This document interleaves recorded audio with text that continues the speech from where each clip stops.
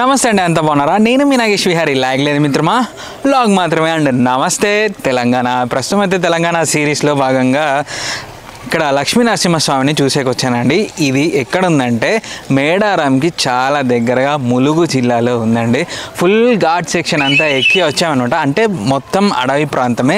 ఇంకా ఇది దాటితే ఆంధ్ర బార్డర్. ఈ టెంపుల్ వెనకాల నుంచి ఘాట్ సెక్షన్ దాటుకొని కొంచెం అటువైపుకి పోతే ఆంధ్ర బార్డర్. ఆంధ్ర బార్డర్కి తెలంగాణ బార్డర్కి మధ్యలో ఉన్న లక్ష్మీ నరసింహస్వామి టెంపుల్ని, ముల్లూరు లక్ష్మీ నరసింహస్వామిని చూడడానికైతే వచ్చాను. నేను చూసి మీకు చూపిస్తాను. లేట్ చేయకుండా పైకి అయితే వెళ్ళిపోదాం పదండి. చూడండి, చుట్టూ అడవి ప్రాంతం ఎంతో ప్రశాంతంగా చాలా ఆహ్లాదకరంగా ఉందన్నమాట ఈ ప్రదేశం అంతా. ఇక్కడే లక్ష్మీ నరసింహస్వామి వెలిచారు. ఈయన మెత్తగా ఉంటారు. ఈయన బాడీ మామూలుగా మీరు యూట్యూబ్లో చిన్న చిన్న షార్ట్స్ చూసే ఉంటారు. ఆ షార్ట్స్లో లక్ష్మీ నరసింహస్వామి భుజం మీద, అలాగే లక్ష్మీ నరసింహస్వామి కడుపు మీద పువ్వు కానీ ఆకు కానీ పెట్టి ఒత్తితే అలాగే లోపలికి వెళ్ళిపోతుంది.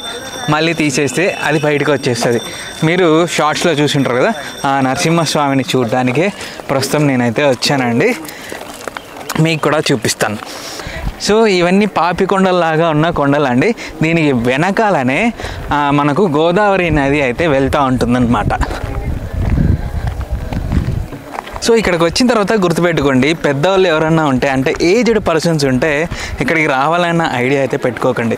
ఎందుకంటే ఇక్కడ దగ్గర 130 మెట్ల దాకా పైకి నరసింహస్వామి దర్శనం చేసుకునేకి ఎక్కాలంట.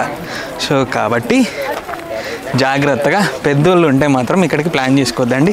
పిల్లలు ఎవరైనా ఉంటే హ్యాపీగా వచ్చేసి పైకి కొండ ఎక్కి లక్ష్మీ నరసింహస్వామిని దర్శనం అయితే చేసుకొని రావచ్చు. అది అండి ఇక్కడ ఉన్న ఇన్ఫర్మేషన్. అండ్ ఇక్కడ పార్కింగ్ ఉంటుంది. పార్కింగ్కి పేమెంట్ చేయాలి. 50 రూపీస్ పే చేసి పార్కింగ్ చేసుకోవాలి. ఆ తర్వాత అన్నదానం కూడా జరుగుతుందంట. మధ్యాహ్నం పూట అన్నదానంలో మీరు పాల్గొనవచ్చు. అంటే అన్నదానంలో భోంచేయచ్చు. సో అన్నదానం ఉంటుందండి అని చెప్పాను కదా. ఇదిగో చూడండి, నిత్య అన్నదాన సత్రం. ఇక్కడే అన్నదానం చేస్తారు. ఇక్కడ నుంచి పైన లక్ష్మీ నరసింహస్వామి టెంపుల్ ఉంటుంది. అదిగో ఆ పైన కనిపిస్తుంది కదా, అక్కడే స్వామి ఉంటారు. వెళ్ళి దర్శించుకుందాం. ఇంతకుముందు నేను వయసులో పెద్దోళ్ళు ఎవ్వరూ ఈ ఏరియాకి రాకండి, ఇక్కడ మెట్లు ఉంటాయి, ఎక్కడం కష్టమో అని చెప్పాను. కానీ ఇక్కడికి వచ్చిన తర్వాత నాకు అర్థమైనది ఏంటంటే ఇక్కడ డోలీలు ఉన్నాయండి. ఇక్కడ మనం చూస్తున్నది డోలీ అనమాట. ఈ డోలీలో కూర్చోబెట్టుకొని పైకి తీసుకెళ్తారు. వీళ్ళు చాలా కష్టపడతారండి. సో నేను ఈ ట్రిప్కి ఫ్యామిలీతో పాటు వచ్చాను. ఇదో ఈవిడే మా అత్తయ్య. ఈవిడ్ని వాళ్ళు ఇద్దరు కలిసి మోసుకొని వెళ్తారనమాట. ఇప్పుడే కొన్ని మెట్లెక్కి పైకి వచ్చాను. పైకి రాగానే నాకు ఈ నామాలు కనిపించినాయి. నామాలు దర్శించుకొని మనం పైకి వెళ్ళచ్చు. ఈ నామాల దగ్గర చుట్టూ ఏముంటాయంటే, ఇటువైపు కళ్యాణ మండపం ఉంటుంది, అక్కడ మనకు కోనేరు ఉంటుంది, యాగశాల ఉంటుంది, అలాగే వేణుగోపాల స్వామి దేవాలయం కూడా ఉంటుంది. ప్రస్తుతం అయితే వేణుగోపాల స్వామి దేవాలయం క్లోజ్ చేశారండి మధ్యాహ్నము. సో ఇంకా మనం లేట్ చేయకుండా పైకి వెళ్ళి స్వామివారిని దర్శించుకుందాం పదండి. చూడండి ఎన్ని మెట్లు ఉన్నాయి అనమాట. కింద నుంచి ఎన్ని మెట్లు ఎక్కి వచ్చినాం, పనికి ఇంకొన్ని ఎన్ని మెట్లు ఉన్నాయి. ఎప్పుడు లక్ష్మీ నరసింహస్వామి కొండ మీదనే ఉంటారు, అడవుల్లోనే ఉంటారనమాట. ఆయన దర్శించుకోవాలంటే కొంచెం కష్టపడి మనం పైకి ఎక్కాలి. ఆ కష్టం ఆయన దర్శనం అయిన తర్వాత మనకు ఆ కష్టాలన్నీ తీరిపోతాయి.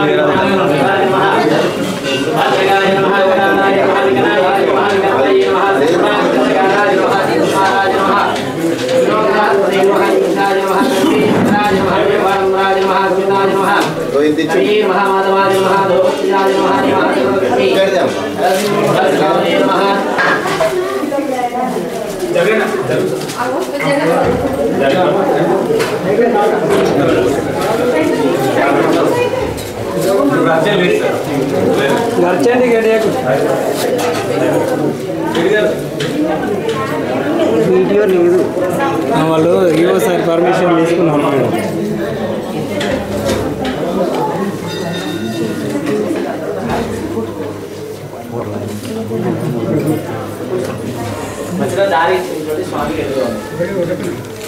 స్వామి శిరస్సు తిరునామాలు స్వామి నేత్రాలు స్వామివారి నోరు వక్షస్థలం.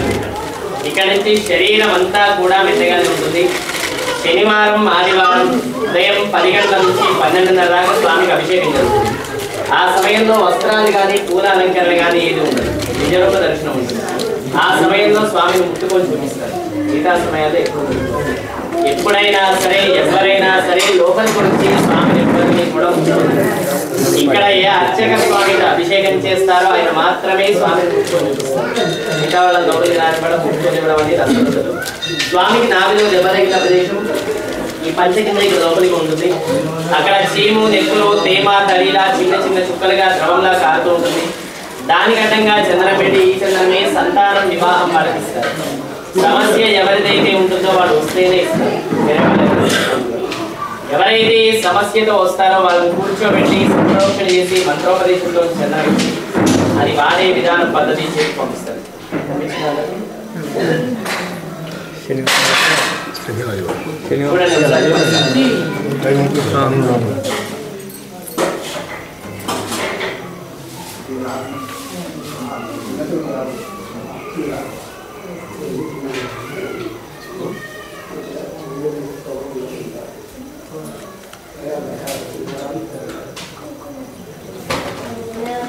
అందరికీ ఇక్కడ పుష్పం కనబడుతుందా? క్లియర్గా కనిపిస్తుందా?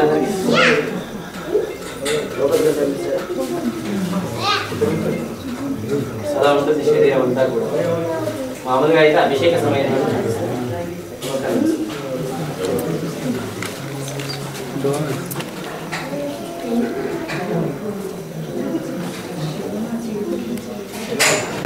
చూసారుగా ఇందాక స్వామివారు ఎలాగున్నారో అలా ఎన్నో వింతలండి. మన భారతదేశంలో మన హిందూ ధర్మంలో స్వాములు ఎన్నో వింతలు విశేషాలు ఇంతవరకు సైన్స్ కానీ ఊహకు కానీ అందని వింత విశేషాలన్నీ మన భారతదేశంలోనే ఉన్నాయి.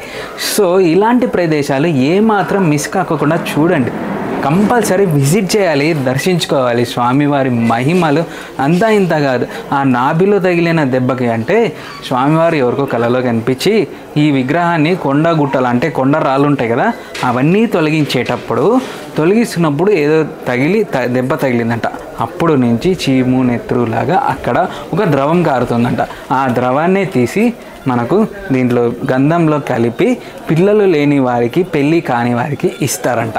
సో అది ఎవరైతే పర్సన్కి ప్రాబ్లం ఉందో వాళ్ళు మాత్రమే ఉండాలంట. వాళ్ళ తరపున మీరుండాలి నేను ఉండాలి అంటే ఒప్పుకోరంట అండి. సో కాబట్టి అలాంటి ప్రాబ్లమ్స్ ఉన్న వాళ్ళు ఎవరైనా సరే ఇక్కడికి వచ్చి మల్లూరు శ్రీ లక్ష్మీ నరసింహస్వామి వారి హేమాచల లక్ష్మీ నరసింహస్వామి వారి దగ్గరికి వచ్చి వాళ్ళ ప్రాబ్లమ్స్ అన్నీ క్లియర్ చేసుకోవచ్చు అని ఇక్కడ స్థల పురాణం అయితే చెప్తోంది. మిస్ కాకండి. ఓకే, నేనేదో వీడియోలో చూపించాను అని ఇక్కడ నేను ఎప్పుడే కానీ గుర్తుపెట్టుకోండి 100% చూపించాను. నేను చూపించేది ఓన్లీ 40% మాత్రమే. మిగతాదంతా ఇక్కడికి వచ్చి మీరు మీ సొంత కళ్ళతో చూడాల్సినది చాలా ఉంటుంది. దయచేసి కంపల్సరీ విజిట్ చేయండి. అండ్ ఇక్కడున్న ఈవో గారికి, ఆయన పేరు నాకు తెలియదు కానీ నేను ఇక్కడున్న కొంతమంది అఫీషియల్స్తో కాల్ చేసి అడగగానే పర్మిషన్ ఇచ్చినందుకు ఈవో గారికి చాలా థ్యాంక్స్ అండి. ఎందుకంటే ఇక్కడ ఎక్కడే కానీ వీడియోలు తీయకూడదు అని స్ట్రిక్ట్ బోర్డ్స్ పెట్టారు. నేను అడగగానే నాకు పర్మిషన్ ఇచ్చినందుకు చాలా చాలా చాలా థ్యాంక్స్ ఈవో గారు.